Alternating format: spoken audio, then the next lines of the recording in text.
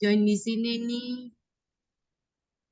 Oke, jamnya emang jam-jam tidur siang ya, tapi justru buat ibu-ibu tuh jam kerja. Kalau saya memang jam kerjanya mulai jam setengah dua, karena anak-anak udah masuk kamar, jadi baru bisa laptopan. Oke, senang sekali siang ini kita bisa ini ya mencari ini ya sharing-sharing tentang potensi anak. Nah, itu kan sebagai orang tua pasti kita ingin memberikan apa ya, membantu istilahnya ya, mengembang anak berkembang dengan optimal potensinya. Kebetulan hari ini Bengkel Bunda berkolaborasi dengan Rumah Konsultasi Bakat. Nanti akan ada Teh Rima Melani yang akan sharing tentang bagaimana menemukan potensi anak melalui kegiatan di rumah.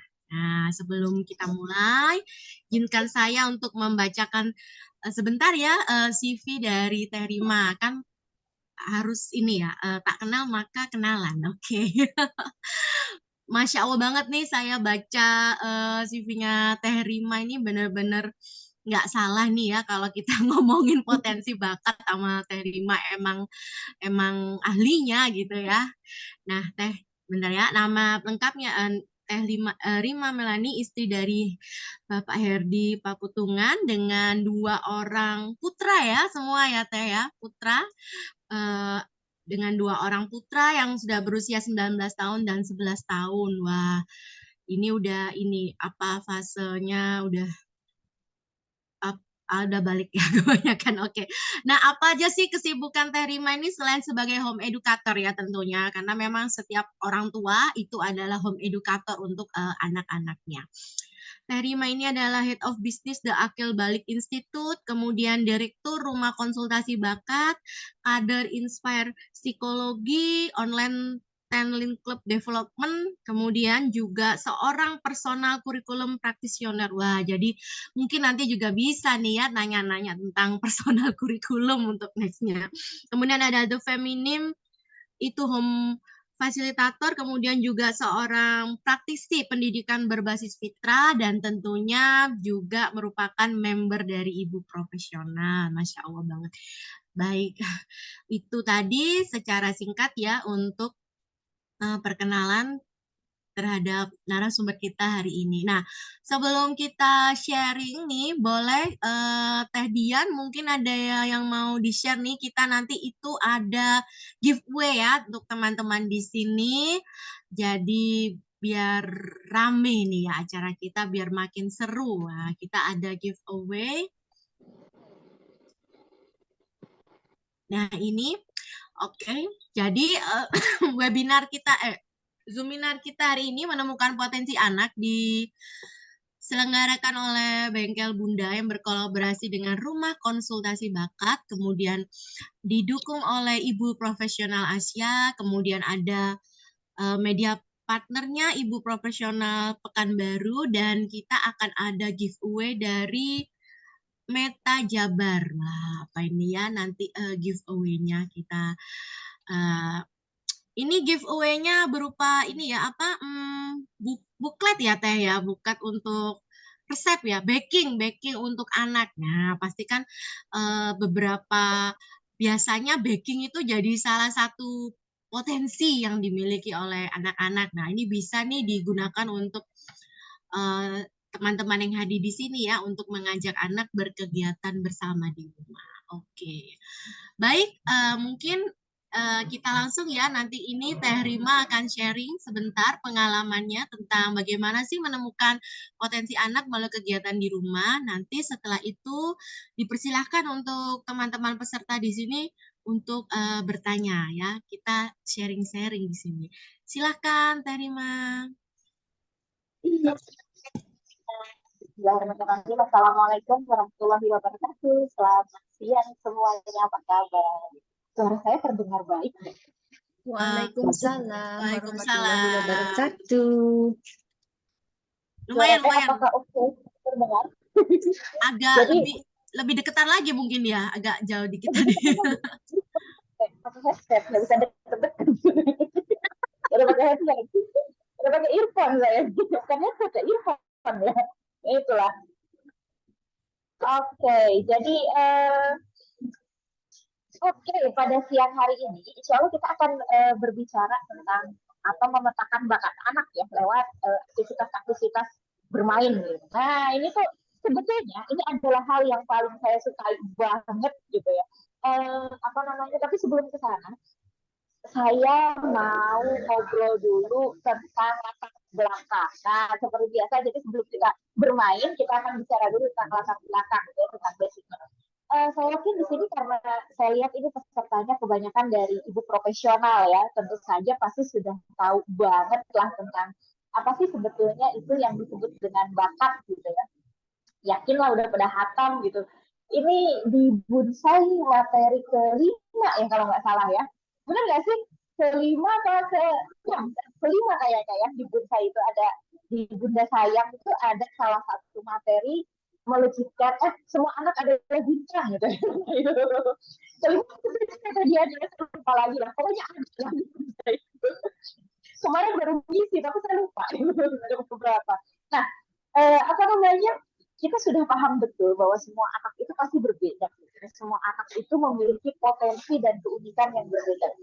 Kayaknya nggak perlu saya ulang lagi ya materi tentang apa namanya menemukan apa namanya semua anak adalah bintang. Semua orang pasti sudah tahu, semua orang sudah paham yang ikut ini bahwa memang kita memahami gitu bahwa setiap personal, setiap individu itu dilahirkan dengan potensi dan bakatnya masing-masing.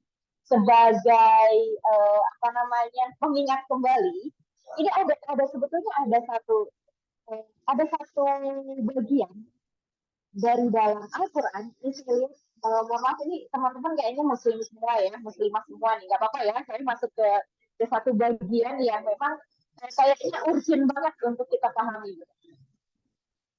Di dalam Al-Quran, Quran surat Al-Baqarah ayat 24-25. Kalau misalnya teman-teman membuka, silahkan teman-teman buka itu ya, ayat 24-25 di Ibrahim. Sorry, bukan Al-Baqarah. Quran surat Ibrahim ayat 24-25. Di situ tuh di situ tuh ada dijelaskan bahwa ada sebuah perumpamaan kalimat yang baik gitu ya. Kalimat yang baik itu seperti pohon yang baik, akarnya kuat menghujam ke dalam, batangnya menjulang ke atas dan dia berbuah sepanjang tahun gitu ya. Dari situ tuh kita bisa apa namanya menggambarkan bahwa seseorang dengan kalimat yang baik, maksudnya kalimat yang baik itu ketika seseorang itu sudah mengucapkan syahadat. Nah, ini sini kalimat yang baik itu tentu tidak ada kalimat yang lebih baik selain apa namanya syahadat ya. Nah, ketika seseorang itu sudah mengucapkan syahadat, maka dia berkewajiban menjadi sebuah pohon yang baik. Apa itu pohon yang baik? Pohonnya itu menghujam ke dalam. Jadi sebagai muslim gitu ya, sebagai seorang muslimah, itu tuh harus memiliki akar yang menghujam ke dalam. Apa itu akar yang menghujam ke dalam? Itu adalah syahadat, keimanan yang kuat. Semakin kuat tancapan akarnya ke dalam, maka pohon itu akan semakin kokoh. Kayak gitu ya, apa namanya fenomena pohon itu selalu begitu. Semakin kuat ke dalam, dia akan semakin kuat. Namanya pohon itu berdiri. Itu satu. Kemudian yang kedua, sebagai muslim itu nggak cukup syahadat, nggak cukup ibadah, nggak cukup sholat gitu loh. Kalau kita selama ini pasti berkata itu, ya udahlah yang penting ibadah bagus, sholat, puasa gitu, udah selesai gitu ya. Padahal nggak kayak gitu. Di Al-Quran itu disebutin itu yang namanya seorang muslim, kalau kamu sudah bersyahadat, maka kamu harus memiliki cabang yang kuat. Cabangnya itu menjulang ke langit. Menjulang ke langit itu apa? Artinya, kita itu jangan jadi orang biasa-biasa gitu loh. Jadi muslim itu nggak boleh jadi orang biasa-biasa yang ya udahlah nggak apa-apa mengalir bagai air gitu ya, dapat rezeki syukur, nggak dapat rezeki ya udah gitu loh. Kalau mau jadi muslim kita harus berbuat sesuatu. Kenapa? Karena salah satu kewajiban kita sebagai muslim itu menjadi khalifah ya. Gimana kita mau bisa jadi khalifah? Gimana kita bisa menjaga bumi kalau misalnya kita nggak punya apa-apa gitu. Nah di poin terakhir adalah kita harus menghasilkan buah. Buah itu adalah kebermanfaatan bagi orang lain. Kebermanfaatan ini bisa dari mana bisa kita dapatkan? Ya kalau kita memiliki kemampuan. Dari mana kita bisa memiliki kemampuan? Kemampuan itu bisa kita dapatkan salah satunya adalah dengan mengasah potensi yang diberikan. Jadi pada dasarnya begini, Tuhan menciptakan kita ke dunia itu tidak kosongan. Kalau ada yang bilang manusia diciptakan itu nggak bawa apa-apa, iya memang secara fisik kita nggak bawa apa-apa. Tapi selain fisik gitu ya, kita memiliki kemampuan yang sangat komplit untuk menghadapi apa yang kita lakukan di zaman kita. Kalau misalnya kita ya, ibu-ibu muda nih, di sini banyak ibu-ibu muda terkaget melihat anaknya begitu pandai bermain HP gitu ya, bermain gadget, pinter ya gitu, lebih pinter dari kita gitu, yang udah lebih tua gitu, kok bisa gitu. Ya itulah, itu yang disebut dengan fitrah zaman gitu ya. Seseorang itu dilahirkan dengan kemampuan sesuai dengan zamannya. Jadi jangan kaget kalau anak-anak generasi sekarang itu pandai sekali bermain gadget. Karena memang fitrah zamannya udah begitu. Tapi kalau mereka mau adu lari sama kita, adu jalan jauh sama kita, kalah mereka pasti. Kekuatan kita pasti. Kenapa? Kaki-kaki kita masih kuat karena kita dilahirkan di zaman yang harus berjalan kaki panjang gitu. Nah itu yang membedakan, itu namanya fitrah zaman. Itu potensi gitu. Potensi seseorang itu akan diberikan sesuai dengan zamannya, sesuai dengan kebutuhannya. Jadi kalau misalnya anak-anak sekarang itu pandai gadget, kemudian mereka kreatif ya, mereka tuh kreatif banget gitu. Lebih tertarik dengan hal-hal visual gitu ya, dengan art, dengan seni gitu ya. Bahkan apa namanya, senangnya healing gitu, jalan-jalan dan segala macam. Ya itu tuntutan zaman juga mungkin ya, itu tuntutan zaman juga gitu. Jadi jangan kaget. Nah, itu yang disebut dengan potensi. Potensi itu segala sesuatu yang kita miliki, yang bisa kita olah, yang kemudian menjadi sebuah produktivitas. Termasuk diantaranya adalah bakat. Bakat itu salah satu potensi, salah satu loh ya. Bakat itu bukan cuma satu-satunya potensi. Potensi kita tuh banyak sekali. Salah satunya adalah bakat. Gitu. Bakat itu bentuknya seperti apa? Bakat itu lebih banyak berbentuk sifat. Sifat-sifat yang produktif. Nah, gimana cara memetakannya ya? Memang memetakannya itu ya, namanya sifat itu kan kelihatan ya selama dia tidak dilakukan. Sifat itu baru akan terlihat kalau sudah dilakukan. Kalau tidak dilakukan, dia tidak akan terlihat. Jadi yang namanya bakat itu nggak akan ketahuan kalau kita tidak pernah mencoba. Kita tidak mengeksplor kemampuan tersebut. Gimana caranya ya? Kita harus praktek gitu ya. Sekarang kita kembali lagi, bakat kita tadi sudah mengenal kenapa harus ada bakat gitu ya. Kenapa kita harus apa namanya, mengasah bakat, apa sih fungsinya, tadi saya sudah jelaskan. Nah sekarang kita bicara tentang bagaimana caranya dong kalau gitu ya. Ini anak-anak bisa nggak sih ketahuan gitu ya. Saya lihat ini kan rata-rata usia 1 sampai 6 ya, paling paling tinggi kayaknya sampai 10 tahun lah ya, 10 tahun gitu. Apa yang harus kita lakukan untuk memasang bakat anak tersebut?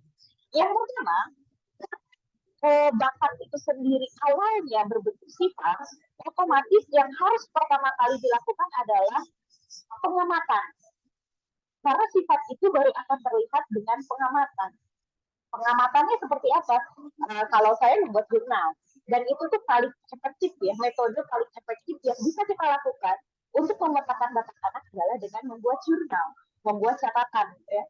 Anak saya yang besar sekarang usia 19, yang kecil usianya 11 tahun ya. Itu saya yang kecil kita bicara kecil. Yang kecil itu saya sudah petakan bakatnya dari usia 0 ya, dari usia 0 kan saya sudah rajin menjurnal gitu, mencatat gitu, sampai sekarang berarti udah 11 tahun saya bikin jurnal gitu. Tapi saya catat gitu, saya catat setiap hari gitu, kemudian saya bikin dan saya buat. Karena ya itu salah satunya karena pemetaan bakat yang paling utama itu bisa dilakukan itu oleh orang tuanya, oleh orang yang memang dekat dengan dia. Dengan cara seperti apa? Yang pertama adalah kita harus mengamati. Jadi memang pemetaan bakat itu harus dilakukan oleh orang yang terdekat nih, orang yang paling dekat, ibunya lah ya pasti gitu, yang main tiap hari gitu ya, yang apa namanya setiap hari gaul sama anak, apa namanya ya, interaksinya kan panjang gitu dengan ibu. Jadi kemudian kita tuliskan sifat-sifat yang memang unik dan terlihat menonjol dari si anak. Kenapa harus dituliskan dari kenapa langsung aja anak saya itu misalnya sifatnya cerewet, ya udah tapi komunikasinya tinggi gitu ya, nggak bisa kayak gitu aja, bisa gitu ya. Nggak boleh gitu. Kenapa? Karena yang namanya sifat itu, yang namanya sifat yang berbentuk kasar itu akan lama berbeda dengan beberapa sifat yang dipengaruhi dengan ada beberapa sifat yang dipengaruhi dengan perkembangan, fitrah perkembangan yang kita sebutnya dengan fitrah perkembangan. Misalnya contoh di usia anak 3 sampai 5 tahun itu biasanya anak-anak itu akan cenderung memiliki koman yang kuat, keras kepala lah gitulah ya istilahnya, istilah gampangnya itu, apa namanya, ingin selalu minta perhatian, communication-nya bagus gitu ya, karena baru berlatih ngomong kan ya. Kemudian juga dia banyak bergerak gitu ya. Kemudian dia senang cari perhatian, kemudian juga nggak mau kalah gitu. Itu anak usia-usia itu memang begitu. Itu berhubungan dengan fitrah perkembangan yang disebut dengan egosentris ya. Egosentris di usia 3 sampai 5 tahun ya, paling panjang sampai 7 tahun lah ya itu berkembangnya. Tapi kemudian di usia 7, kemudian sampai 10 tahun itu akan berubah lagi. Jadi yang biasanya anak di usia 3 sampai 7 tahun itu dia lebih soliter gitu. Bukan soliter sebetulnya, tapi lebih ke nggak mau kalah gitu ya, nggak mau kalah, nggak mau berbagi gitu. Aku ingin menang sendiri dan seterusnya, itu di usia 3 sampai 7. Tapi kemudian nanti ketika usia 7 sampai 10 justru sebaliknya. Usia 7 sampai 10 itu justru lebih bersosialisasi. Lebih sering ngumpul sama temennya, kemana-mana dengan temennya, lebih mengutamakan teman daripada dirinya sendiri gitu ya, usia 7 sampai 10. Tapi nanti ketika usianya masuk belasan tahun ya, terutama 13 tahun ya, 13 sampai 15 tahun, itu akan cenderung akan jadi soliter. Ini akan berubah lagi gitu, akan jadi soliter, akan jadi apa namanya, penyendiri gitu ya, pemurung gitu, susah ditebak gitu ya. Modis, nah itulah mengapa kita perlu jurnal. Kalau sesuatu yang bentuknya itu sifat betulan, sifat yang dimiliki oleh dia, dan apa namanya bakatnya dia itu tidak akan berubah, dari kecil sampai besar akan berubah, itu gitu ya, terus walaupun di perkembangannya seperti apa dia, tapi dia terus kayak gitu, konsisten. Itu yang membedakan. Karena itu kita memang membutuhkan jurnal dan penulisan gitu ya, penulisan jurnal, pemetaan gitu. Itu yang pertama. Yang kedua, kemudian ada, kalau misalnya teman-teman sudah mengenal pandu 5 ya, Bu Septi di situ sudah menjelaskan banget gimana sih caranya gitu ya memetakan bakat, memandu bakat. Di situ Bu Septi apa namanya mengenakan yang disebut dengan perbanyak deh katanya, 3 banyak gitu ya. Pertama, banyakin wawasannya. Memang harus banyak wawasannya. Kenapa? Karena yang namanya bakat itu harus dipraktekin. Sifat itu harus dipraktekin. Misalnya saya memiliki sifat apa namanya cerewet gitu ya, ngomong misalnya. Tapi ketika saya tidak memiliki memiliki kesempatan untuk berbicara, gitu, kapan saya akan mengetahui kalau saya itu cerewet? Sedangkan saya nggak punya kesempatan misalnya saya itu punya sifat signifikan nih, senang tampil di depan umum misalnya, tapi saya tidak pernah mendapatkan panggung. Bagaimana saya bisa tahu kalau saya signifikan? Jadi begitu gitu ya. Misalnya saya memiliki sifat misalnya teman, sedang memimpin gitu. Tapi saya tidak pernah diberikan kesempatan memimpin sesuatu. Saya kan tidak akan pernah tahu kalau saya memiliki kemampuan kepemimpinan tadi. Jadi memang yang namanya apa namanya si bakat itu perlu diberikan ruang, gitu ya, diberikan ruang ekspresi.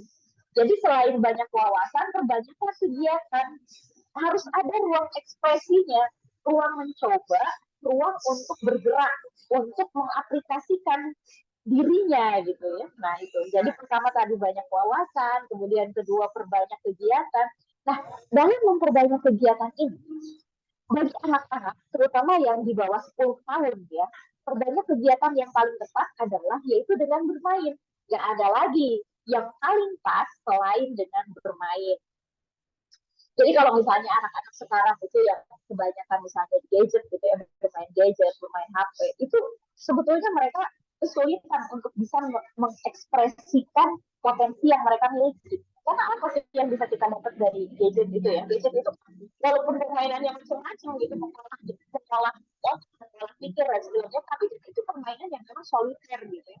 Sedikit sekali yang bisa kita olah dari sana. Berbeda sekali dengan dolanan. Ada yang masih ngalamin dolanan nggak nih di sini? Ini kayaknya ibu-ibu muda semua ini lagi saya lihat ini ya. Ibu-ibu muda semua ini. Ada yang masih ngalamin dolanan nggak? Main bekel, Sunda Manda, apa lagi ya, kelereng gitu, gobak sodor. Nah, sebetulnya itu adalah permainan-permainan yang bisa mengasah bakat anak itu yang kayak gitu. Gitu. Jadi kalau kita pengen membentangkan anak dan anak itu mengalami banyak apa namanya banyak kegiatan, bermain secara fisik.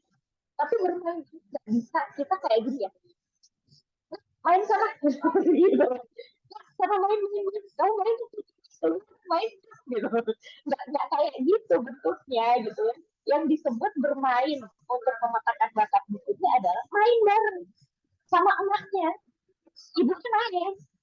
Dan kalau yang namanya main itu ya main lah, jadi anak-anak juga gitu. Jangan mainnya pakai apa ya, pakai ego, aku kan emak yang masuk kalah. Jangan gitu, justru bermain aja.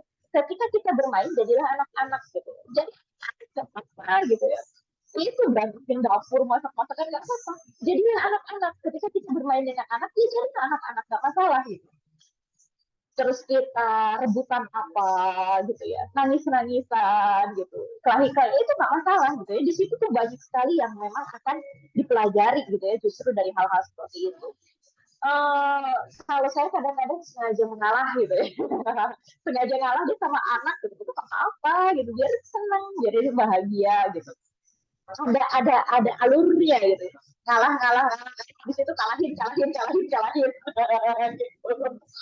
Kalah kalah kalah dulu biar ada merasa apa, seneng dia bisa sampai dia ini, tapi setelah itu kalahin kalahin kalahin kalahin, biar apa, biar dia itu berpikir juga gitu, karena di situ ada orang pikir juga kan, gitu. Biar anak berpikir aku harus bisa ngalahin emakku gitu. Nah, itu di situ itu boleh juga gitu, hal-hal seperti itu kayak gitu ya, itu bermain.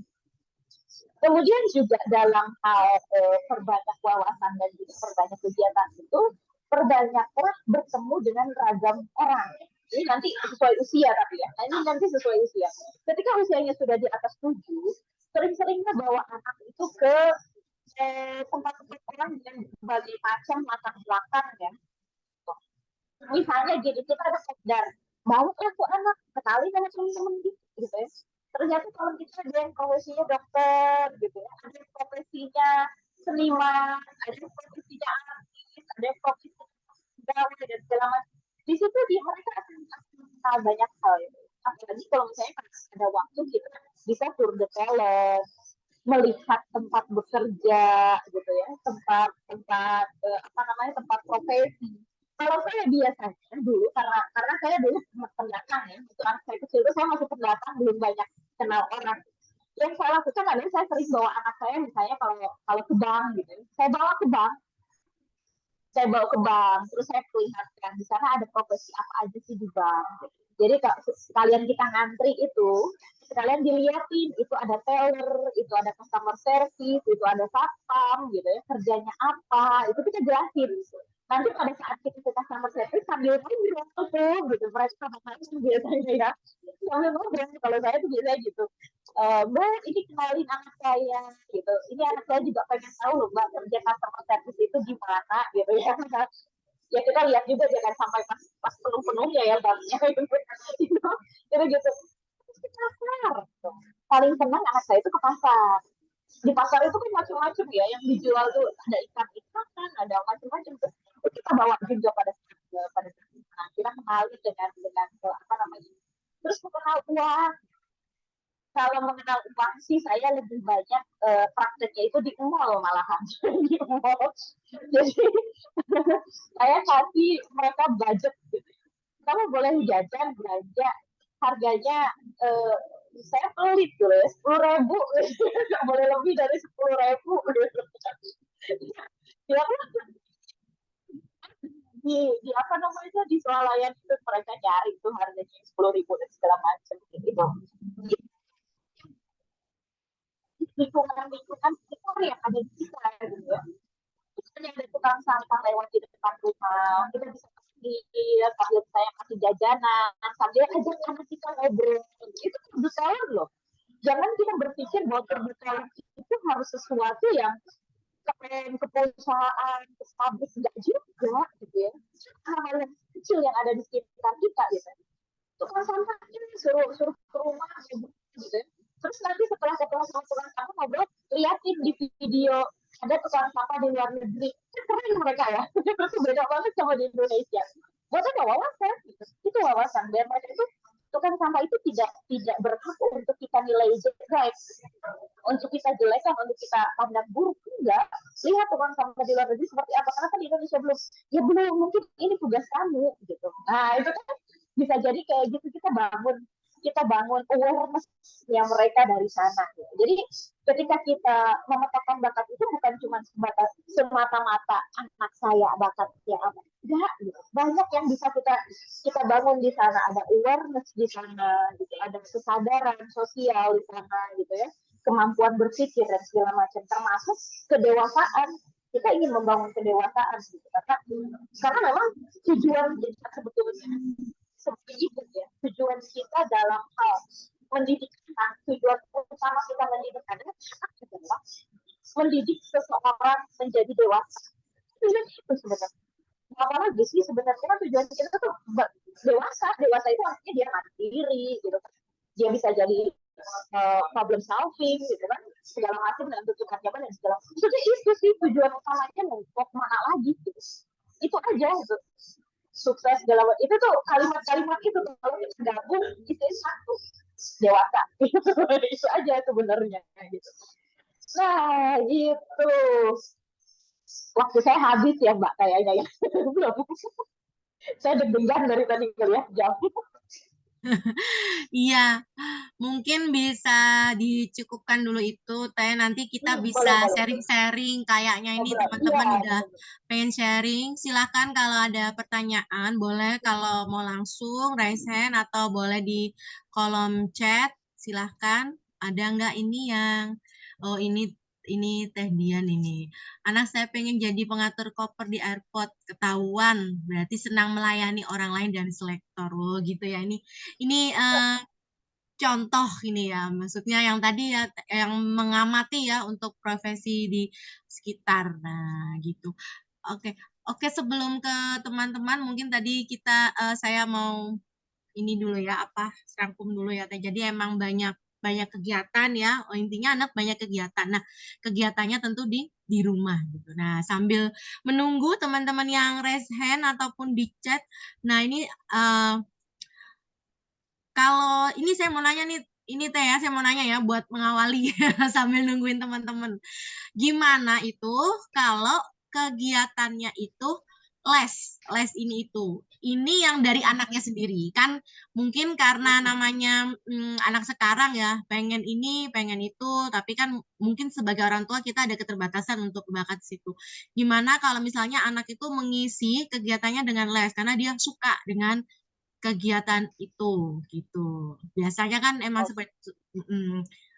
Terus itu ada toleransinya nggak itu Teh? Maksudnya kayak misalnya nih anak namanya juga anak-anak ya kan kita fase memang bakat itu nggak langsung gitu ya. Misalnya baru berapa kali bosen minta ganti les gitu. Itu gimana? Itu mungkin dari saya untuk mengawali sharing nih. Nanti teman-teman boleh ya untuk resen atau di kolom chat silakan. Silakan Teh. Iya, makasih Mbak Deka.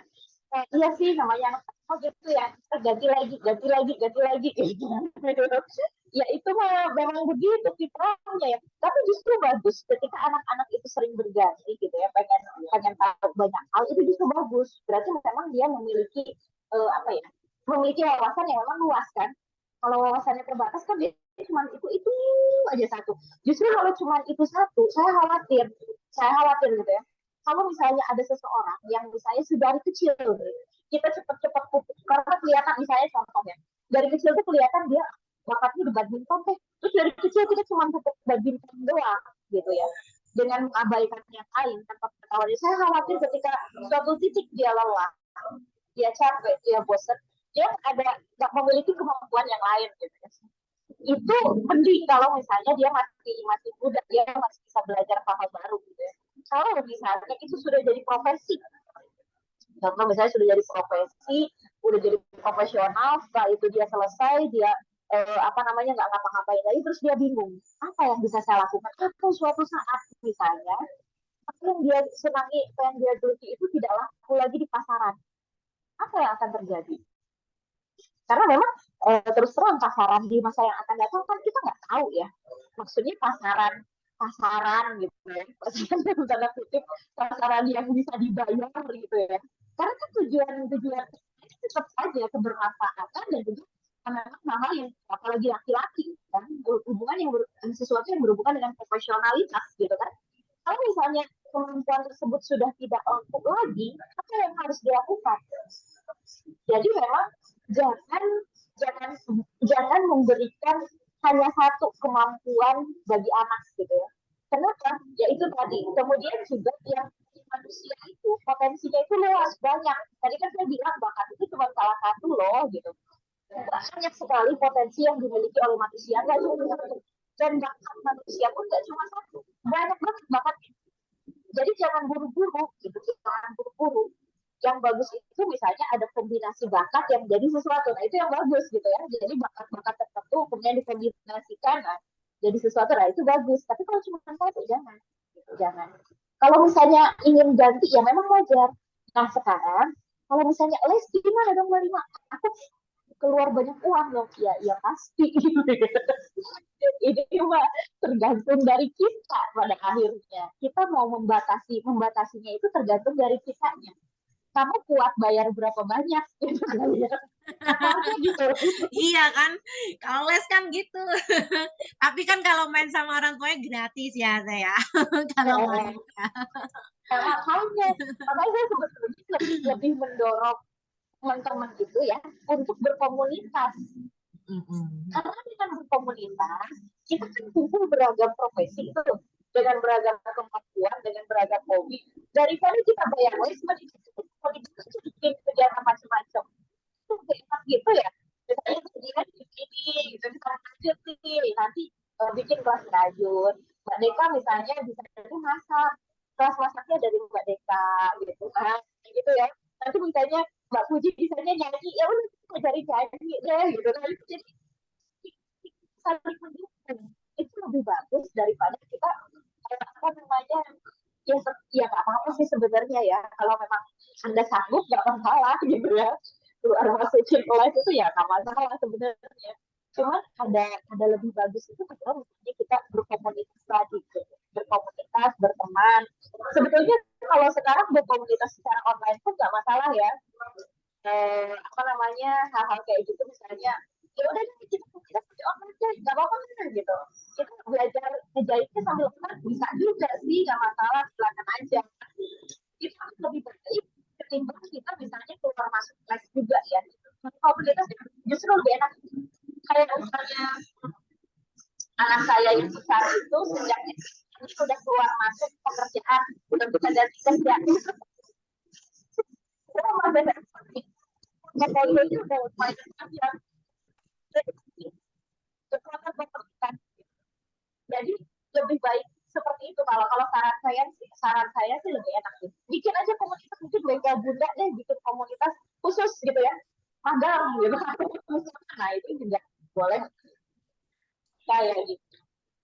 Oke, terima kasih Teh. Wah, ini udah banyak nih pertanyaan di kolom chat. Yang pertama ada Mbak Aulia Rahma. Ini bertanya, bagaimana menangani anak yang sukanya outdoor atau tipenya kinestetik? Dia lebih enjoy di luar daripada di dalam ruangan. Nah, gimana nih Teh?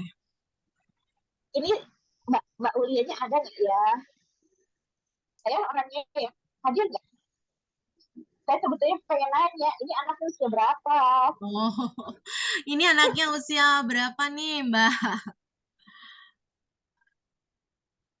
Ada, Kak? Oke. 7 sampai 10 tahun. 7 sampai 10. Wajar atau dia memang harusnya? Justru kata saya, berarti fitrahnya berkembang dengan baik. Kalau anak 7 sampai 10 tahun, senangnya outdoor, senangnya di luar ruangan. Apalagi laki-laki ya, itu berarti fitrahnya bagus, berkembang dengan baik. Karena memang harusnya seperti itu. Anak-anak usia segitu itu memang harusnya dia di luar ruangan gitu ya.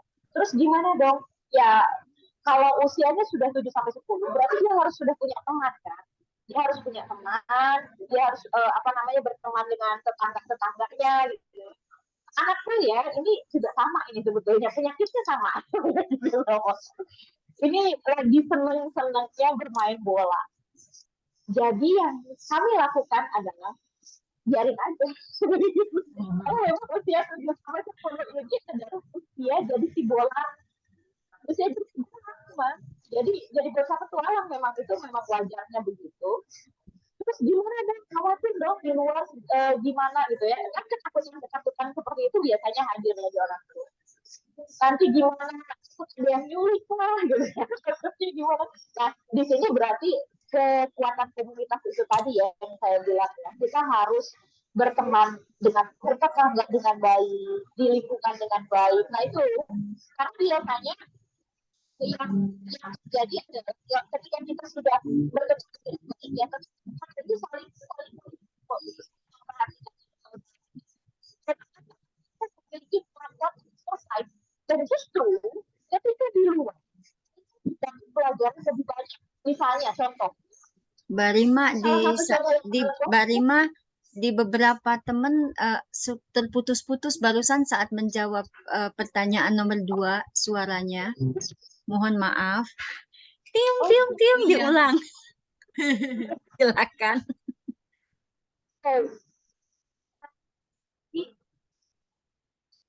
Nggak denger ini. Mungkin agak ini lebih dekat mungkin ya mikrofonnya. Ini tadi malah nggak ada suaranya, Teh. Oh iya iya. Bagaimana sekarang? Ya, ya, lumayan udah denger. Oke. Oke.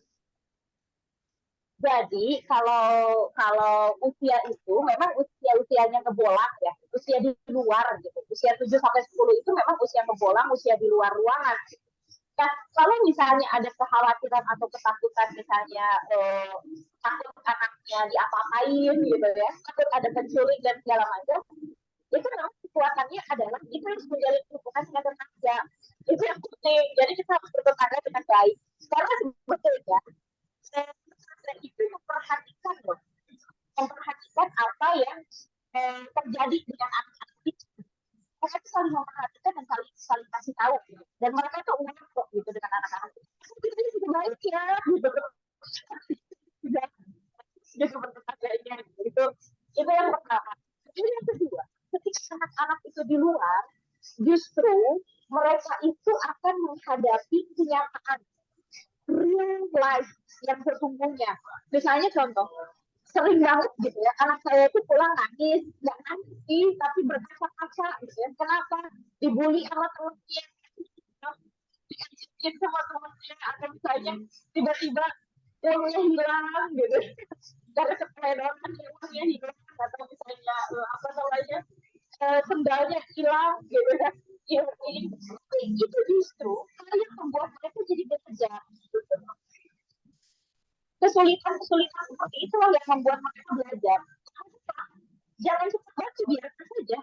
Justru dari sana mereka belajar. Kayak pembulian gitu ya. Karena memang anak saya itu gaulnya di kampung ya. Gaulnya di kampung ya. Ejek-ejekan itu kan biasa gitu ya. Dan segala macam. Tapi ya gak masalah gitu. Kayak gitu tuh justru dia belajar mempertahankan diri akhirnya gitu ya.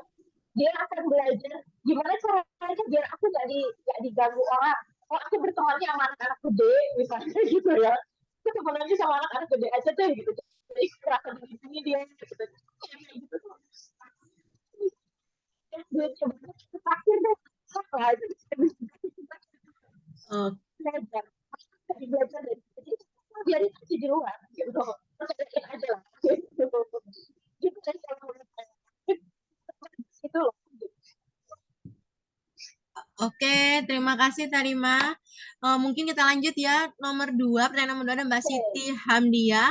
Apakah bakat bisa diketahui sejak usia batita? Mungkin balita atau batita? Kalau batita bawah 3 tahun ya, bawah 3 tahun berarti. Berarti bawah 3 tahun. Atau mungkin balita mungkin. Bahkan dari bayi mereka itu Oh bisa ya, kita ya. lihat. Hmm. Bahkan dari bayi itu sifat-sifat tertentu itu sudah terlihat. Kayak gini deh, ada bayi yang gampang senyum gitu kan, ada ya. Kalau orang senyum gitu. Ada yang gampang marah, anaknya di kamar mandi sebentar aja dia teriak-teriak gitu ya. Ada yang anteng, dibiarin sendiri itu nggak masalah. Kayak gitu ya. Dan biasanya sifat-sifat seperti itu tuh yang bayi ya, yang keluar pada bayi itu lebih ajem. Biasanya tuh lebih ajem dan lebih sama. Introvert extrovert itu bisa terlihat dari bayi biasanya kayak gitu ya, kalau kita bisa mengamatinya gitu, lihat aja gitu. Aku saya pengalaman sayang saya cuma punya 2 anak ya, cuma kalau 10 itu agak lebih banyak. Nah, saya punya 2 anak, terlihat banget gitu si kakak itu dari kecil dia itu sendirian itu diantengin sendirian, kakak itu suara dia itu cuek gitu, nggak masalah. Tapi kalau si Ade, emaknya ke kamar mandi sedikit aja dia udah nangis. Boleh, gitu. Itu kan terlihat gitu ya. Dan sampai sekarang, si Ade itu harus harus banyak orang terus. Deh. Gak bisa sendirian, gak suka sendirian. Sedangkan si kakak sebaliknya. Nah itu ya, saya itu merasa macam. Jadi kayak gitu ya, itu bisa dilihat bagaimana caranya itu ditulis aja dulu. Tulis dan kita nanti akan lihat agendanya sampai besar. Gitu Mbak Deka. Oh, Masya Allah ya, bahkan udah kita bisa dilihat sejak bayi. Jadi memang bisa tetap diamati. Nah, ini pertanyaan ketiga tadi ya boleh mungkin dirangkum lagi sebagai ini ya seperti yang disampaikan tadi ya sebenarnya dari Mbak Anjani nih bagaimana cara mengetahui bakat anak. Nah, Tadi bagaimana uh, mengetahui cara bakat tadi anak? saya udah jelasin sedikit ya. Kita amati, dilihat Hmm. sifat-sifat uniknya apa, kemudian apa namanya karakter-karakter yang kuatnya apa, kita catat. Dari waktu ke waktu kita catat, kemudian kita lihat keajukannya mana yang ajib, mana yang nanti akan berubah sesuai dengan perkembangan usia. Kemudian berikan 3 banyak tadi, banyak wawasan, kemudian banyak kegiatan gitu ya, nanti akan mengeluarkan banyak gagasan pada kegiatan itu. Nanti banyak gagasan biasanya di usia-usia 10 ke atas gitu ya. Tapi itu awalnya harus banyak wawasan dulu, banyak kegiatan, kemudian nanti akan banyak wawasan yang keluar. Oke, terima kasih. Kemudian ya, ini dari Teh Isan, bagaimana merumuskan kegiatan bermain bersama anak ya Teh? Apakah bisa dengan melihat 34 bakat kemudian diturunkan menjadi aktivitas? Atau memang lebih bagus langsung saja kegiatan mana yang lebih mudah supaya bakat tercover? Sebetulnya kalau misalnya saya sih menyarankan teman-teman coba download Pandu 45 ya, buku Pandu 45-nya Bu Septi. Di situ tuh ada panduan 45 kegiatan. Nah, itu ada 45 kegiatan aktivitas yang kita lakukan terhadap anak-anak gitu. Itu ada 45 aktivitas di situ, bukan 34 lagi ya, jadi 45. Kemudian dari sana itu sih kasih contohnya itu pakai jurus ya, pin 45 gitu. Kalau saya dulu di online class itu pakai rapot bakat gitu ya, Mbak Febi tahu tuh, Mbak Febi pernah pakai tuh. Kita pakai apa namanya, pakai rapot bakat gitu, terus pakai checklist gitu ya. Mana kegiatan yang sudah dilakukan, terus pada saat melakukan itu nilainya berapa, skornya berapa gitu. Kita kasih skor aja, ABCD, skor terserah lah ya. Kita lihat melakukan aktivitas ini skornya misalnya 5, melakukan aktivitas ini skornya 8. Dari situ tuh kita lihat. Dan kesemuanya, ke 45-nya itu harus dicobakan. Untuk apa? Biar kita tahu. yang mana yang dia suka, mana yang enggak. Jangan sampai kayak gini, kalau kata Bu Septi itu jangan sampai kamu mengatakan kamu tidak suka makan kangkung, padahal kamu belum pernah nyoba apa itu kangkung. Harus dicoba dulu. Gitu. Mungkin oseng kangkung kamu nggak suka, tapi kalau keripik kangkung kamu suka. Gitu loh. Oh. Jadi bisa jadi kamu itu nggak suka ngomong di depan banyak orang, tapi kalau cuma berdua kamu tuh jadi saya bisa jadi gitu kan? Bisa kamu itu komunikasi secara verbal nggak bagus, tapi secara tulisan bagus banget. Bisa jadi gitu. Jadi memang semuanya itu harus dicobakan terlebih dahulu. Gitu Oke. Mbak Desa. Baik, udah enak ini mungkin kita bisa lihat dulu ya Pandu 45 untuk mencoba kegiatan-kegiatan untuk mengetahui bakat anak. Baik. Kemudian ini dari Mbak Rahmani, Mbak Ayu, Mbak, adakah faktor bakat atau kompetensi orang tua yang mempengaruhi bakat anak? Nah, sebetulnya sebenarnya saya ini belum terbukti secara ilmiah ya. Penelitiannya itu belum terbukti secara ilmiah sampai sekarang. Tapi ada yang disebut dengan faktor DNA. Faktor DNA itu menurun dan biasanya itu akan berulang di sebuah keluarga, itu akan berulang. Walaupun misalnya nggak langsung, misalnya nggak kayak gini ya, dari ayah ke anak ke cucu, enggak. Tapi biasanya mungkin dari buyut, baru nanti ke cicit, bisa jadi kayak gitu. Ada yang berulang itu kayak gitu.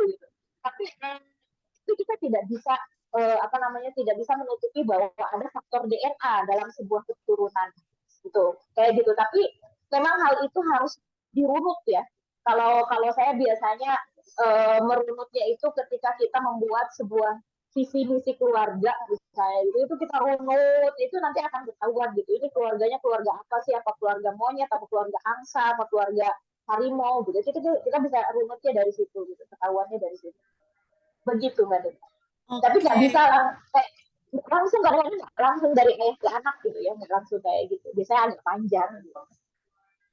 Ini mungkin bakat atau kompetensinya orang tua. Jadi misalnya apakah bakat menurun? Oh, berarti dari DNA itu tadi ya, bisa seperti itu ya, Teh Iya ya? betul. Bisa jadi ada yang turun. Oke, baik-baik. Kemudian dari Mbak Feby, menurut Terima, bagaimana mendokumentasikan kegiatan anak yang lumayan banyak tiap harinya dan anak lebih dari satu? Apa diambil kegiatan aja yang dominan usia anak 7 sampai 9? Sebenarnya sih gini Mbak Feby kayaknya bikin itu udah lama ya, waktu dari OTC ya, udah lama banget kayaknya gitu. Sebetulnya kalau yang saya lakukan ya, yang saya alami gitu, ketika kita semakin lama kita bikin bikin bikin dokumentasi, kita itu semakin tahu, semakin paham. Ada hal-hal yang terus berulang, ada hal-hal yang baru. Ketika itu terus berulang, biasanya saya udah nggak tulis lagi tuh. Kalau sama terus gitu ya, sama. Misalnya gambar itu udah tiap hari dan kayak gitu terus gitu. Dan hasilnya masih sama, masih konsisten, ya sudah, saya nggak tulis lagi. Saya nggak dokumentasikan lagi. Kalau paling hasil karyanya yang saya simpan gitu ya. Tapi kalau kemudian ketika ada suatu cetusan-cetusan yang baru, nah baru kita catat. Jadi harus semua Mbak Febi, harus semua kita catat yang memang penting-penting saja, yang kita rasa penting. Apalagi kalau misalnya kita sudah semakin lama mendokumentasikan, kita semakin terbiasa, semakin mengenal gitu kan, semakin tahu. Jadi yang baru-baru aja gitu, yang kita tulis itu yang baru-baru, yang memang cetusan-cetusan yang baru gitu ya. Nanti pada saat laporan baru kita tulis, ya masih sama kalau saya bisa nulisnya gitu, pekan ini masih sama, gambar begini, kegiatan fisik masih begini, misalnya masih sama, yang baru adalah ini kayak gitu Mbak Febi. Jadi kita tulis yang memang baru gitu, tapi yang lama itu kita tetap tulis di situ. Betul. Nah, berarti yang udah terbiasa, hasil karyanya tetap kita masukkan portofolio Mbak Febi. Hasil karyanya tetap kita masukkan portofolio. Tapi bukan artinya kita tidak perlu mencatat lagi dengan rigid gitu ya, kalau udah sama gitu. Mungkin menyambung nih Teh ya, berarti yang dicatat itu ketika ada kegiatan atau kita mengamati keseharian. Misalnya emang lagi nggak ada kegiatan, tapi misalnya kayak pas ngobrol gitu ya, pas cerita atau pas bedtime stories gitu, maksudnya mau biasanya kan bacain anak itu, apakah itu juga dicatat? Apakah yang dicatat tuh ya cuma kalau kita main misalnya panduannya dengan kegiatan Pandu Juga 45 itu. enggak juga, kalau saya semuanya ketika ada Oh. sesuatu yang menarik yang menurut saya penting dimanapun kapanpun ya saya catat, lagi apapun gitu ya. Karena kan kalau saya membuat catatan itu bukan cuma bakat ya, pengamatannya bukan cuma pengamatan bakat, tapi bentuknya portofolio. Karena saya butuh buat personal kurikulum tadi ya. Jadi apapun yang terlihat termasuk masalah kesehatan, jadi itu saya catat. Hmm. Dimanapun, kapanpun, apapun. Yang menurut saya penting ya saya catat. Gitu. Jadi kayak nulis diary pengamatan anak sehari-hari ya. Jadi Betul. nggak harus, mungkin ada yang berpikir kayaknya kok sulit tiap hari harus ada kegiatan berarti untuk dicatat, padahal tidak Tidak seperti itu ya. juga. Tapi bagaimana kita Ya, mengamati anak keseharian dalam semua aspeknya itu tadi. Baik, betul. terima Termasuk kasih. pada saat dia meledak-meledak gitu ya. Meledakannya kayak gimana gitu, saya catat gitu. Baik, baik, baik. Bikin diary mirip jurnal harian mungkin ya. Mirip, Seperti itu mirip ya, mirip begitu. ya. Baik. Cuman kan kalau jurnal itu cuma dituliskan saja gitu ya. Tapi kalau ini ada poin-poinnya, poin-poin pengamatannya. Hmm. Poin-poin pengamatannya yang kita catat. Karena kalau saya kan di rumah ya, anak-anak di rumah kan, jadi memang catatannya lebih komplit dan lebih rigid gitu. Jadi lebih fleksibel lah ya, dan lebih banyak memang dibandingkan yang mungkin anak-anaknya sekolah gitu ya. Kalau saya karena di rumah, jadi kadang-kadang ada poin-poin pembelajaran yang nggak sengaja gitu ya, sengaja terjadi pada saat misalnya di dapur atau misalnya kayak kita nih lagi di jalan ada hal-hal belajar geografi misalnya gitu kan, itu sambil jalan atau apa kita catat juga. Oh, baik-baik. Baik, terima kasih, Terima. Silahkan ada lagi, apa ada yang terlewat? Ini sebentar ya, saya sambil cek di, oh ini pertanyaan nomor 4, sebentar. Itu sudah yang 4 Oh, pertanyaan sudah. Mbak Isan. Ya, ya. Yang ketika anak berkegiatan itu di atas pertanyaan 5 Mbak. Itu belum. Oh iya ya, ketika Mbak anak Isan. berkegiatan, respon apa yang perlu kita amati? Tadi sempat disebutkan, ketika responnya belum bagus saat pertama mencoba bisa diulangi di lain waktu. Ini contohnya seperti apa ya, Teh? Misalnya gini ya, misalnya kita mau bermain, oh okay, kita akan mengamati misalnya komen ya, sifat komennya di anak gitu. Komennya anak-anak. Oke, misalnya kita kumpulin nih anak-anak seumurannya, seumuran anak-anak kita. Terus kita kumpulin, terus bikinkan project misalnya. Bikinkan project, yuk kita bikin project hari ini misalnya mau jualan es mambo misalnya di lapang. Ini ada beberapa poin yang akan kita amati. Pertama, sifat komen, kita akan menuntut anak kita menjadi pemimpinnya, jadi leader di tim, misalnya gitu ya. Sifat komen kita amati termasuk marketing dan salesmanship gitu ya, karena disuruh jualan nanti gitu. Kepemimpinannya, di situ ada arrangernya dan macam-macam itu ada banyak poin kan dari satu kegiatan itu. Terus kita suruh deh, udah kegiatan ternyata di tengah-tengah anak kita jadi bad mood misalnya. Tiba-tiba anak kita di tengah-tengah itu jadi bad mood karena ada temennya yang ngajak berantem misalnya, ngajak kelahi, jadi bad mood gak jadi jualannya, dia nggak jadi jualan, akhirnya gagal, proyek gagal, atau jualannya nggak laku, atau jualannya lakunya cuma sedikit, atau di situ kepemimpinannya juga nggak bagus karena dia jadi marah-marah misalnya. Itu sekali. Oke, kita coba lagi deh gitu. Kalau gitu kita coba lagi poin yang selanjutnya, kita ganti tim gitu. Yang ini gagal, kita ganti tim dengan anak-anak yang lain di komplek lain. Tadi di komplek rumah, kita ganti sekarang di komunitas deh. Coba kalau di komunitas dia bisa nggak? Kita coba dengan proyek yang berbeda, tetap dia jadi pemimpin misalnya. Nah, di kampus jualan juga nggak apa-apa gitu, tapi kita coba ganti lingkungan, bisa nggak gagal lagi gitu. Nah, ternyata gagal lagi kenapa? Si anaknya malah apa namanya? Misalnya bukan mana-mana gitu ya. Nah, itu bisa bisa kita lihat gagal lagi. Kenapa gagal lagi? Penyebabnya apa? Kita bisa cari tahu apa justru malah berhasil. Gitu. Karena sesuatu hal itu bisa gagal atau bisa berhasil, banyak kan faktornya. Bisa jadi karena misalnya anak sakit, atau dia nggak mood, atau tadi ada temennya yang kurang menyenangkan, atau misalnya dia lagi memikirkan hal yang lain, atau dia sedang nggak fokus. Banyak yang menyebabkan sesuatu itu gagal, yang menyebabkan dia tidak menikmati itu banyak. Mungkin sebetulnya dia kalau dikasih ruang yang berbeda, dia mimpinya jangan jualan deh, dia mimpinya yang lain, dia mimpinya bikin bikin proyek kesenian, dia justru berhasil. Itu kan berbeda lagi gitu, karena apa namanya, sekali lagi suatu hal itu banyak faktor yang menyebabkan seseorang itu suka atau enggak. Misalnya saya ya, saya itu suka ngomong gitu, suka ngomong di depan umum, suka ngajarin orang gitu, kayak gini.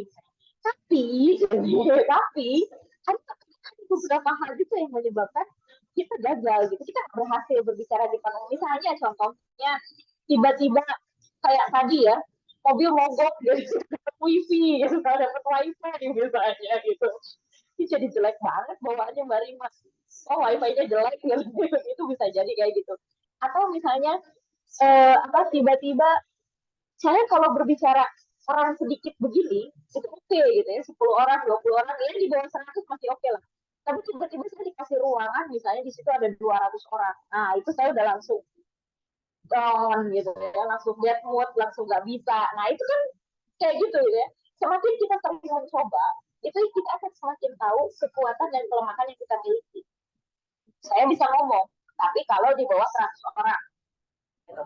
Dan bentuknya adalah kekeluargaan gitu, saya oke. Bentuknya ngariung gitu ya, liko kumpulan, saya oke. Tapi kalau bentuknya misalnya itu harus kelas gitu ya, seminar yang profesional, wah itu saya langsung sakit perut gitu. Itu saya nggak bisa gitu ya. Kayak misalnya kayak Bu Septi waktu itu ya di Purwokerto ngobrol di apa di depan di bioskop gitu, coba bayangin, waduh itu ratusan orang di situ, nah, saya langsung sakit perut, saya nggak akan bisa gitu. Jadi semakin kita mengolah, semakin kita apa sering mempraktekkan apa kemampuan yang kita miliki, kita akan semakin tahu kelemahan sama batas-batas kemampuan yang kita miliki. Batas-batas kemampuan kita nggak tahu. Misalnya kayak gini, saya kalau berbicara masalah parenting, masalah bakat, saya oke. Tapi kalau saya disuruh bicara masalah manajemen, waduh, saya bingung gitu. Masalah misalnya manajemen perusahaan gitu ya. Nah itu saya langsung, itu kan kayak gitu ya. Kita memiliki keterbatasan diri. Jadi makanya harus sering dicoba agar apa? Agar tahu mana yang cocok buat kita, mana yang enggak. Begitu Mbak Deka. Oke, terima kasih Tarima. Ini kita lanjut ya. Dari Mbak Barini Anjarsari, bagaimana menilai sebuah bakat dalam setiap aktivitas? Oh, mungkin ya yang tadi ada apa tadi bilang apa nilainya ya, scoring itu atau bagaimana itu? Mungkin bisa dijelaskan. Kalau scoring ya, bisa dibilang itu akan sangat sangat subjektif sekali. Tapi nggak masalah, yang nilainya cuma ibunya doang kan. Jadi subjektif pun nggak masalah, tapi yang menilai kan satu orang gitu ya, atau misalnya 2 orang, ibu dan ayah misalnya. Ya subjektif pun nggak masalah, karena kita akan memiliki penilaian yang sama. Jadi nggak ada nanti saya subjektif ya, memang akan subjektif gitu. Namanya kita juga personal ya, keangkatan personal itu kan subjektif dan memang subjektif banget. Karena kalau misalnya kita akan bikin SOP atau penilaian secara rigid, tentu saja itu akan menyulitkan ya, dan itu memang belum ada sampai saat ini. Menurut saya nggak ada masalah. Begitu Mbak Deka, memang subjektif banget. Kalau tidak scoring, maksudnya mungkin ditanyakan cara menilainya gitu. Nah, mungkin menilainya bagaimana menilai sebuah bakat dalam setiap aktivitas, gitu pertanyaannya. Oke, berarti menilainya adalah pertama, sebelum kita menilai, kita harus tahu dulu, paham dulu bahasa bakat. Nah, ini yang penting. Kalau kita tahu bahasa bakat, kita baru bisa menilai. Bahasa bakat kenalnya di mana? Coba dibuka deh, cari ya. Download itu Fun 45 deh, di situ ada. Gitu. Ntar kalau saya ngejelasin bahasa bakat di sini habis lagi waktunya. Bahasa bakat ada 34 di sana gitu. Dilihat, dibaca, di situ ada 34 bahasa bakat. Dari satu aktivitas, satu kegiatan, itu akan banyak yang kita amati. Misalnya gini, kita main congklak, main dakon. Ada yang kenal dakon? Tahu dakon kan ya? Main dakon deh. Kita main dakon. Anak misalnya main dakon sama ibunya. Dari bermain dakon, ada berapa bahasa bakat yang akan keluar. Pertama, di situ ada strategi. Karena ada strategi kan di sana ya. Ada strategi. Ini strateginya gimana biar saya menang. Itu yang pertama. Kedua, misalnya selain strategi di situ juga ada ideation gitu. Bisa jadi saya mau nyembunyiin satu biji gitu. Ideation sebenarnya. Walaupun ideationnya nggak bagus gitu. Tapi ada gitu. Di situ ada komentar, ada tiba-tiba anaknya berbicara, di situ ada communication juga kan gitu. Kemudian di situ ada banyak sekali gitu. Jadi banyak sekali hal-hal yang bisa kita amati dari satu aktivitas sebetulnya. Misalnya kita pretend play aja, pretend play jadi dokter. Di pretend play jadi dokter pun kita bisa menilai banyak hal. Di situ ada acting, ya. Kemudian ada apa namanya itu yang kalau identifikasi apa namanya yang memakai pakaian gitu. Itu apa namanya, ada itu bahasanya saya lupa tiba-tiba blank. Nah kemudian juga di situ apa namanya ada analisis gitu ya, dia akan menganalisis apa yang cocok dengan saya, apa yang harus saya lakukan, apa yang harus saya ini ya coba gitu. Banyak gitu ya, jadi banyak hal dari satu aktivitas itu banyak bahasa bakat yang bisa kita nilai. Tapi kalau misalnya teman-teman belum terlatih, belum terbiasa dan belum paham, amati aja apa yang bisa teman-teman. Gampangnya mah gitu, nggak kenal bahasa bakat, tulis aja pakai bahasa biasa. Oke, baik-baik. Sambil jalan, memang kalau belum apal, pas mau nyatet dibuka dulu kan nggak apa-apa ya. Nanti kan kalau udah sering mengamati, menjurnal, kita bisa hafal dengan sendirinya. Oke, baik. Kemudian ini ada dari Mbak Anissa Nuriza. Apakah ada jenis bakat yang bisa dilihat sejak anak masuk SD? Anak saya baru masuk kelas 1 SD dan saya ingin dia punya waktu yang lebih bermanfaat untuk les lain di luar sekolah. Dan saya sedang mencari les apa yang kira-kira cocok. Terima kasih. Usia anaknya 7 sampai 10 tahun, Teh. Iya, kalau misalnya paling mudah itu dari passion aja dulu ya. Paling gampang itu dari passion aja dulu. Ketertarikannya di apa? Itu deh, kita lihat dulu. Anaknya tertarik dengan hal apa, dengan bidang apa. Kita coba dulu aja dari situ. Saya anaknya senang gambar, ya kita lesin gambar aja dulu gitu ya. Sambil kita melihat, memetakan sambil jalan gitu ya. Karena memang nggak semua juga passion itu berubah jadi kadang passion hanya berubah hanya akan sampai pada titik hobi kadang-kadang gitu ya. Kalau dulu mungkin teman-teman masih ingat ya, pernah ada kelas apa namanya suka tidak suka itu ya, yang dibagi 4, ada kolom 4, suka tapi tidak bisa, bisa tapi tidak suka gitu ya, tidak suka dan tidak bisa. Nah itu, coba pakai itu aja gitu, pengantarnya pakai itu aja dulu. Itu yang paling mudah untuk memetakan, Bu, paling mudah. Kalau misalnya teman-teman apa namanya download Bandung 45 itu ada di situ. Laser itu tuh ada di situ. Jadi sebenarnya bisa banget gitu. Coba aja dari passion aja dulu, paling mudah, paling gampang gitu. Sesuai sama passionnya dulu. Nanti dari keinginan anak dulu ya, Teh ya. Nanti baru dilihat ke selanjutnya.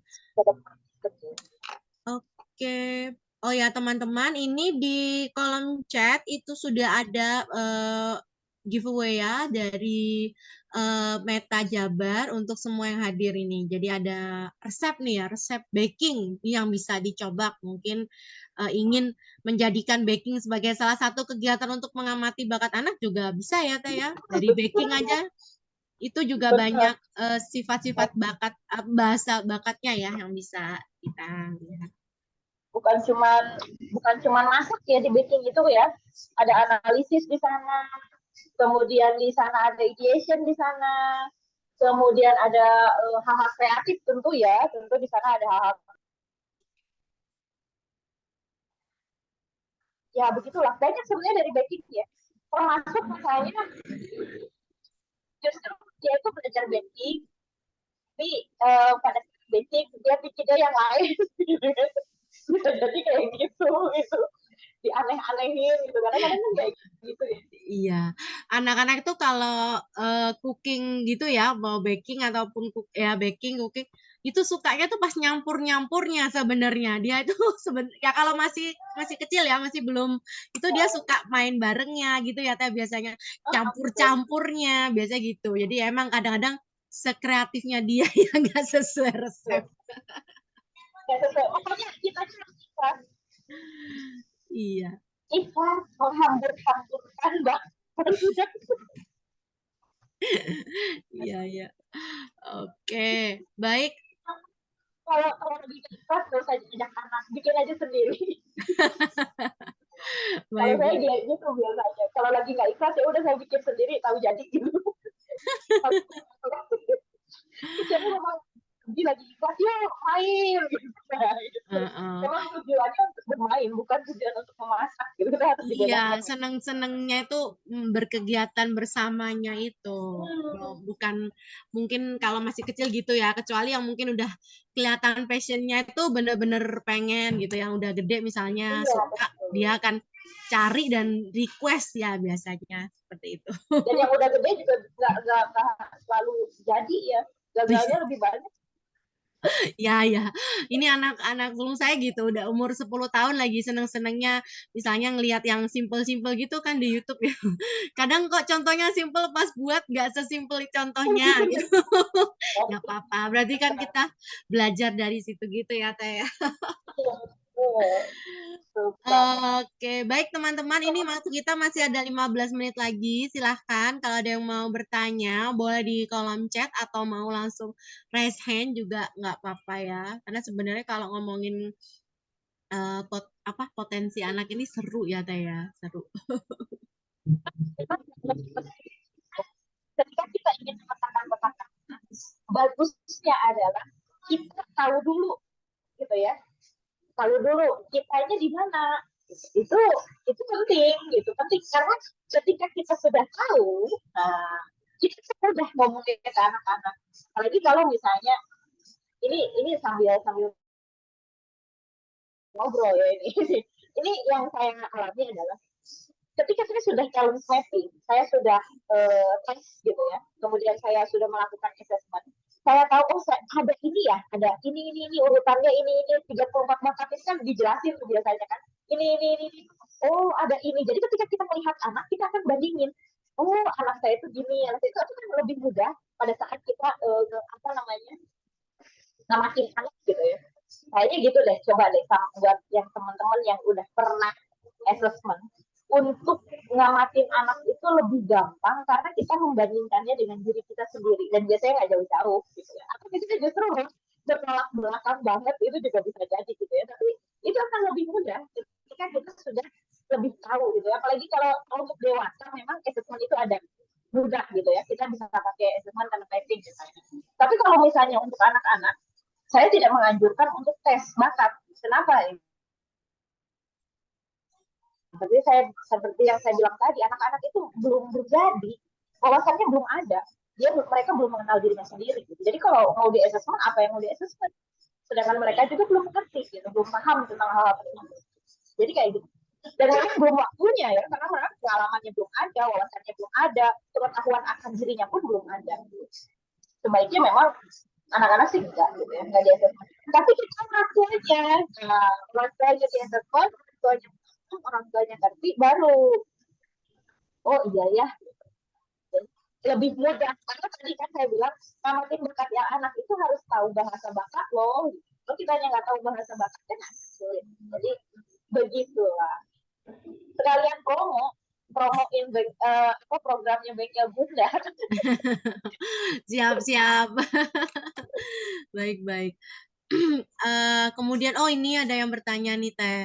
Uh, Teh, bedanya passion sama hobi sama bakat itu apa ya Teh? Oh, Maaf kalau udah oke. dijelaskan sebelumnya. Oke, saya jelasin biar lebih gamblang ya. Kalau hobi biasanya lebih ke passion ya. Hobi itu hampir sama dengan passion. Passion itu biasanya ketertarikan akan suatu bidang. Bidang ini ya, bidang yang tertariknya itu di bidang. Kalau passion itu biasanya ke bidang gitu. Ketertarikan akan sebuah bidang itu passion, dan apa namanya, passion ini berubah berubah dan dipengaruhi banyak oleh dari luar gitu ya, dipengaruhi oleh luar. Misalnya sekarang lagi trennya A, ya udah dia ikut ke A gitu ya, dia lagi trennya B, dia ikut ke B, itu passion gitu. Nah, kalau bakat apa? Kalau bakat itu natural dari dalam diri. Apakah semua yang menjadi bakat itu akan menjadi passion? Awalnya enggak. Awalnya apa yang menjadi bakat itu belum tentu jadi passion, justru bisa jadi sangat kita benci sekali.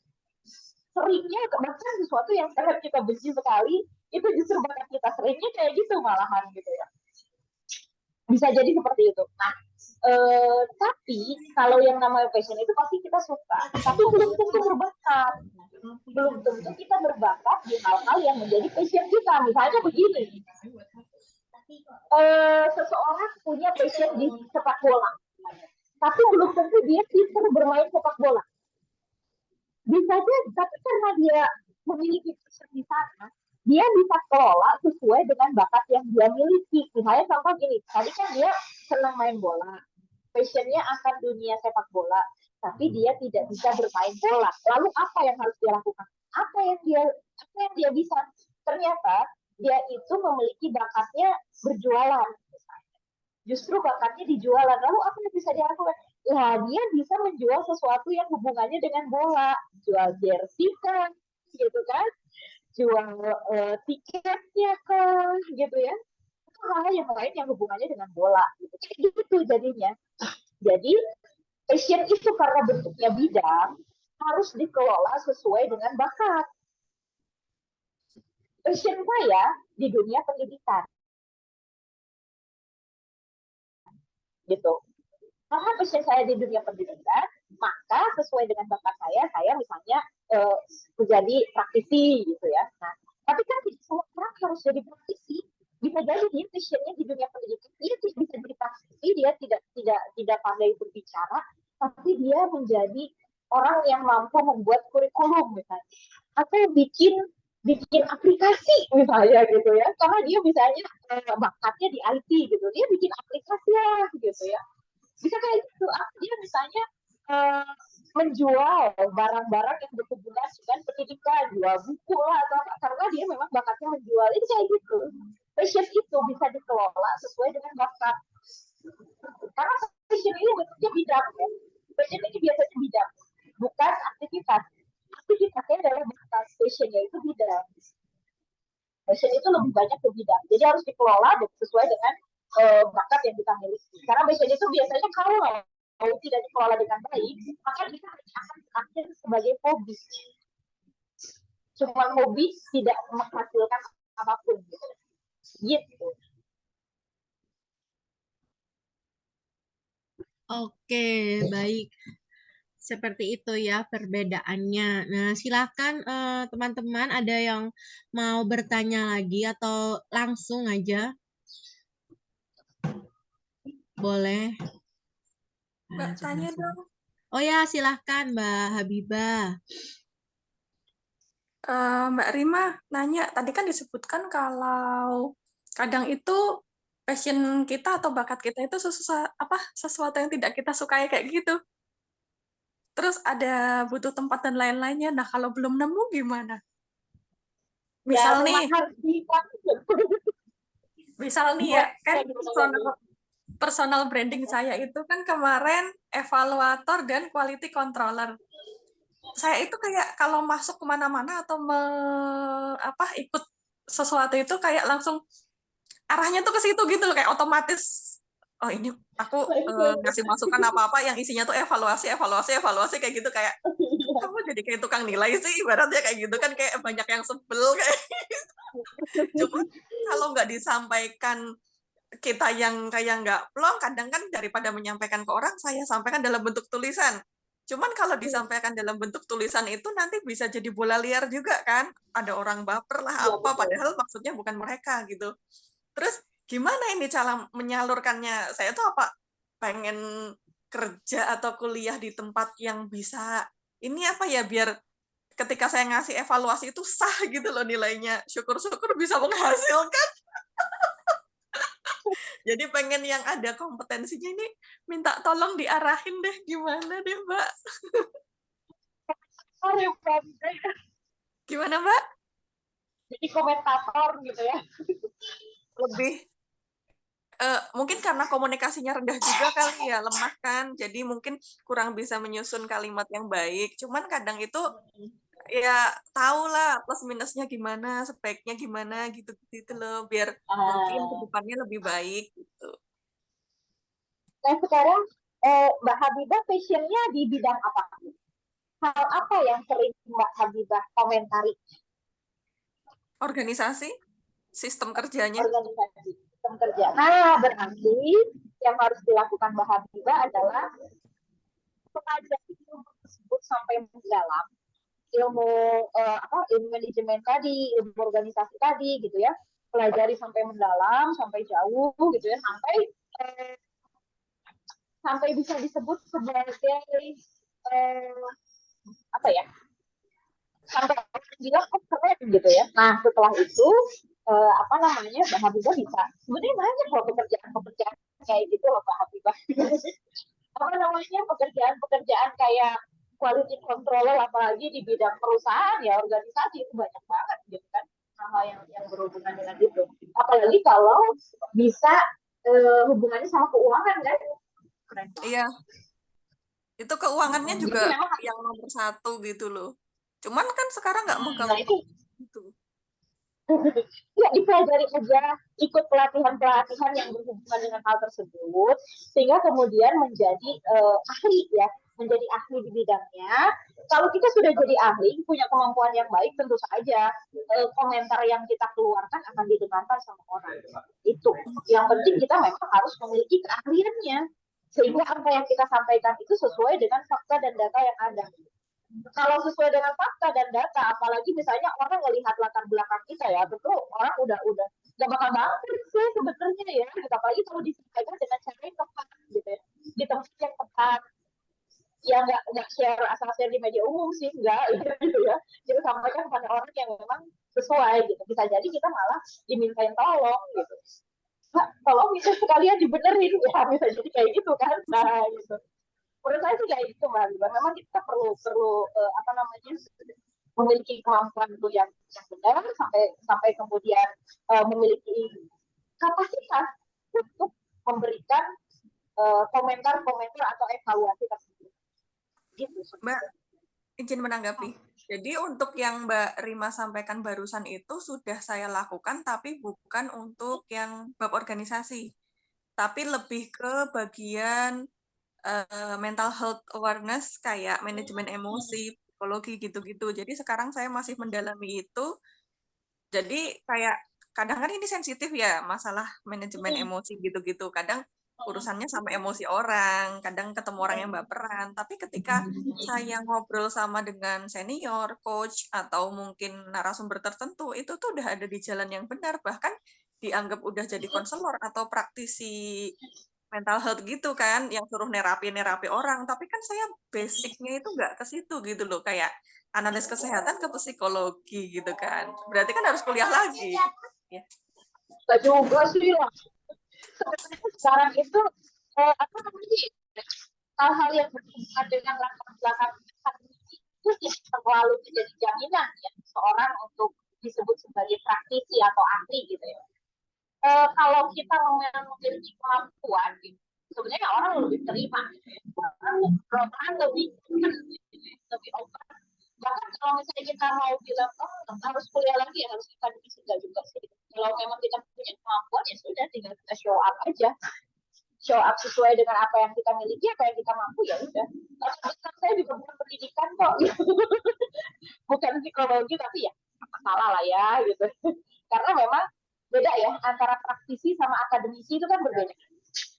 Kalau praktisi itu orang yang praktek setiap hari di bidang tersebut dan memiliki pengalaman yang cukup kuat di bidang tersebut. Kalau akademisi, orang yang memang mempelajari ilmu tersebut, walaupun belum tentu mempraktekkannya. Ini kan dua hal yang berbeda.